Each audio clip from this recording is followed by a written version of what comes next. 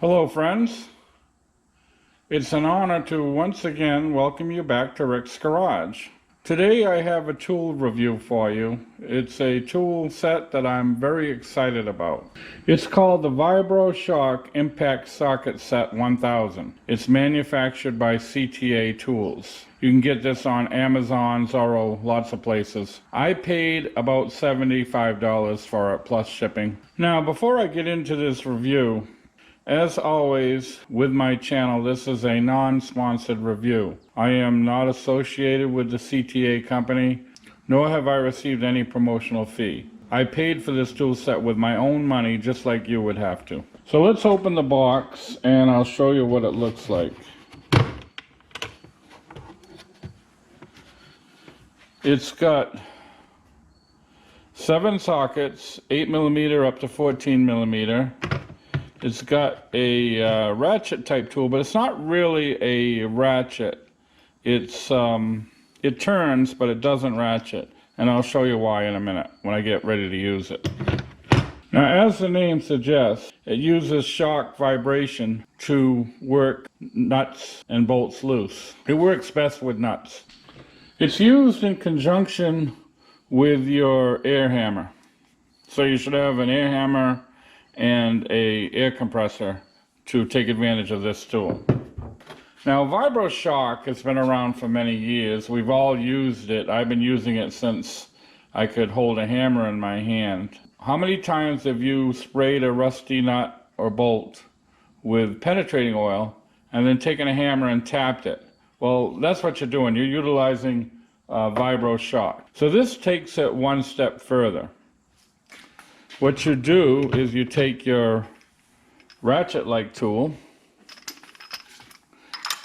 and you connect it into your air hammer, select a socket, and then you turn the handle here as you trigger your air hammer. So that's basically how it works.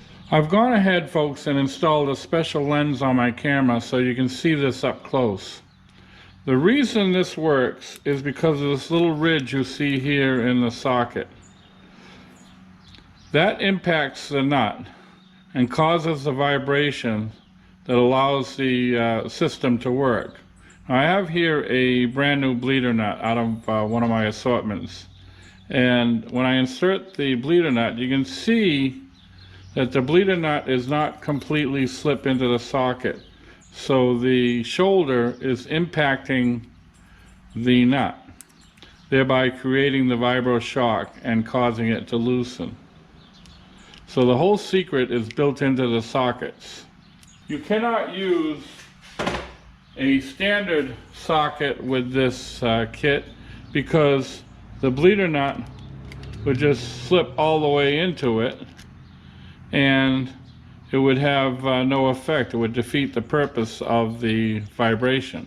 What you see before you is a 1990s Ford pickup, and it's been sitting in this field for a number of years, so I would be willing to bet it's quite rusty. So we're going to pull one of the calipers off this old Ford truck that's been sitting in this field. We're going to try to see if we can get the bleeder nut out. Okay, well, folks, I found the registration. It's been chewed by rodents. The truck is a total mess. This is a 1999 truck. So this truck is 21 years old. And I'm going to try to close up on the sticker here. I don't know how well you can see this, but the last sticker it had on this vehicle is dated 2015. This is 2020. So this vehicle has been sitting in this field for at least 5 years. Well, friends, I went out and I removed that caliper from that old Ford truck. Isn't it delightfully rusty? So this will be a good test. Now, before I start, I'm going to take a wire brush. The reason I'm doing this with a wire brush is I want to give the penetrating oil an opportunity to get in there. And I'm going to give it a shot of penetrating oil. I like to use Kroil.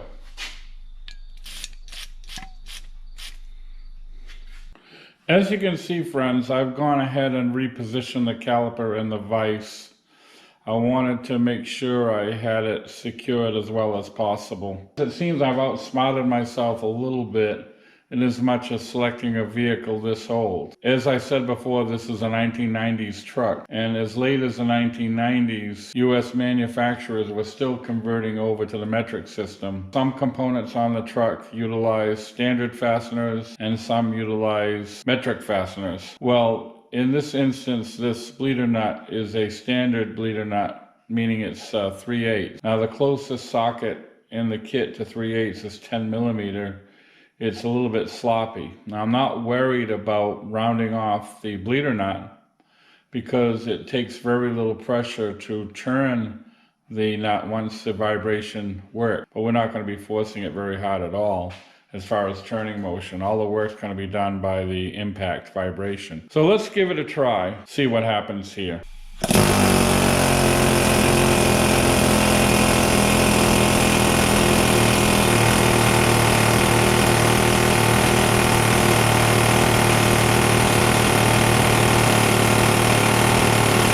I'm going to go the other way with it a little bit. Move my light.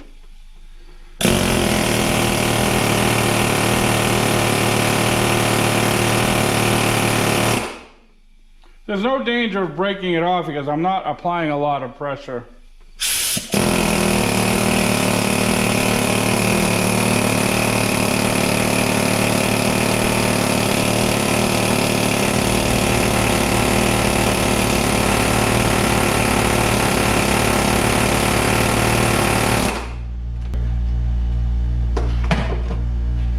Let the compressor catch up. So I just moved it to make it a little more comfortable for me as I'm working with this. I can get a little more leverage on it.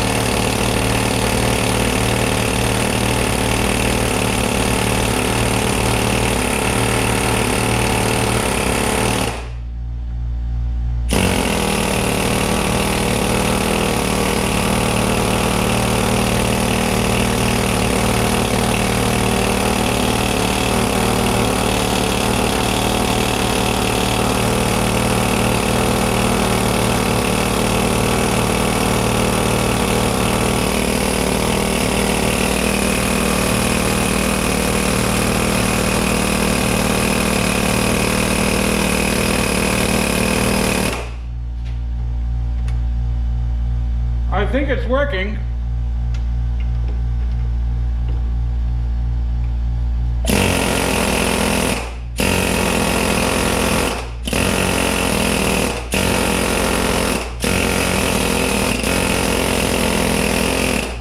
Yep, it worked. It was a tough one, and it took a little patience, and it's perhaps I didn't have a real good angle on it to get good leverage, but I can just take an ordinary wrench and pull that right off now.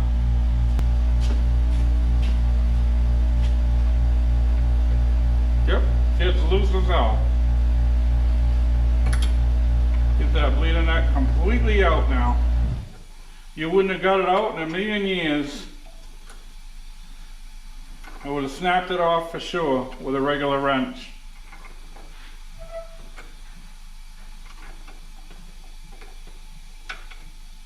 All right, well, I was starting to get worried there a little bit because this would have been the first one that I was not able to get out. And I was able to do it, but it just took a little bit of patience. So this is a real nice tool, and I'm really glad I bought it. Now, I was lucky, even though it was a standard bleeder nut, 3/8 and 10 millimeter were very close to the same size. So it worked okay. So I call this a success. I'm happy I bought this tool. It has not failed me yet, even though this was a little tough. I was able to get it right off.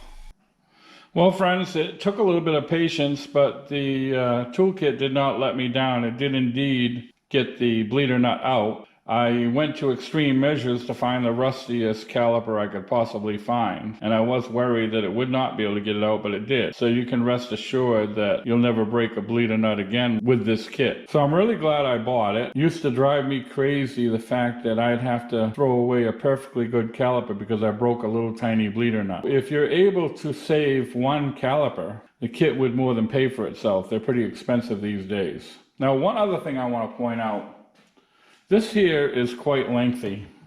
There may be situations where you can't get into the bleeder nut because the bleeder nut is on the inside of the caliper. On those situations, you're going to have to remove the caliper to get at the bleeder nut, put it in a bench vise like you saw me. I don't like to remove calipers unless I have to, because that means you have to bleed them. But if the object is to remove the bleeder nut, you're going to be bleeding it anyway. So it's a fairly simple matter to get the caliper out. You have the two glide pins that you have to unbolt, and you have the bolt that holds on the hose. Then you slip the caliper off. You don't have to disturb the brakes because they're, in most cars, attached to the bracket. So I wouldn't fret over the fact that in some cases you're going to have to remove the caliper to get that bleeder nut out. It's far better than breaking the bleeder nut off and having to buy a new caliper.